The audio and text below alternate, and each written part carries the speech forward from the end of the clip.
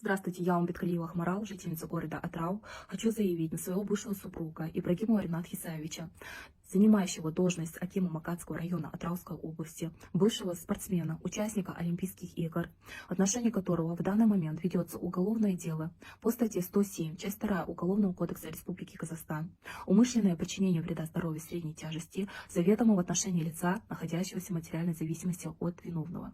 То есть Ибрагимов Ренат систематически, регулярно, неоднократно на протяжении 11 лет нашей совместной жизни в присутствии наших детей избивал меня, истязал.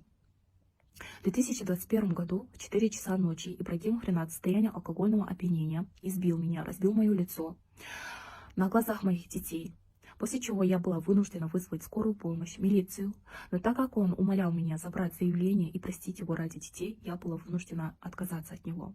Данный инцидент повторился в 2023 году, 31 мая. Ибрагимов Ренат, опять же в присутствии наших детей, отпинал меня, избил. При этом проговаривая, что он сделает меня инвалидом, вследствие чего я получила перелом крестца позвонка и не могла ходить целый месяц. За это время Ибрагимов Ренат, пользуясь своим положением и связями, незаконно отобрал у меня моих детей. Я целый год не видела своих детей. На все мои попытки встретиться с ними, увидеть их, поговорить с ними, я слышу один ответ, что они не хотят меня видеть, что они не хотят со мной разговаривать. Я считаю, что это манипуляция в отношении детей в целях, чтобы я отозвала свои показания. В связи с этим прошу ваше внимание обратить на то, что в отношении Ибрагимова Рената на протяжении всего этого времени не были предприняты никакие меры по задержанию, уголовному наказанию и отстранению его от должности.